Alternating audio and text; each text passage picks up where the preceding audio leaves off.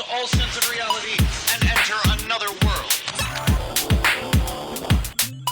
Remember, do not underestimate the power of PlayStation. Colin. Yes. This is Josh from Ohio. This is Beyond. Beyond. Hello, Greg. Colin, they have a rotating third chair. I have been a proud Vita owner since launch, but sadly, during a recent move to a new home, I've lost my Vita. I even had the 3G model. I'm debating replacing it. Here's my question. Most of my favorite titles on Vita have been large-scale AAA games. Uncharted, Killzone, Super Stardust. Sony has made it clear they no longer have any desire to put AAA games on the Vita, and I'm not a huge fan of JRPGs. I've been playing all the smaller-scale indies for the most part, so should I even bother replacing it? I think you should. I mean, Stardust is not a AAA game.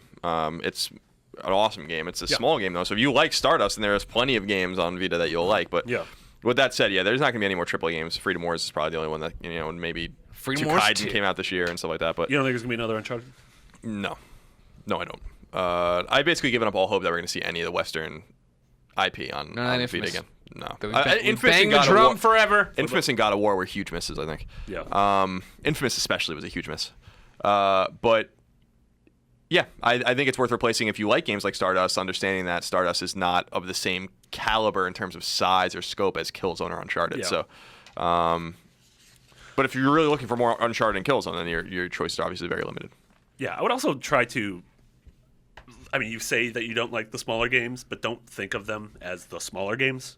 There are plenty. I'm sure there are plenty of games that you might be glossing over that you would love. Like maybe you would play Rogue Legacy and fall in love with it, or Spelunky, or any of these games. So I think that's something that find the things you like. There are things on the Vita that you're gonna love that you're glossing over. Okay. Yeah, I mean Vita's cheap. I mean if you it sucks that you lost it because you lost your memory card, but yeah, exactly. So you have to buy a memory card again, but for $200 you can get the whole package. What if he hires a private investigator to find it? Mm-hmm. It might cost more than the new Vita. I mean, where would it be? It's either in the old house, in the moving truck, or in the new house.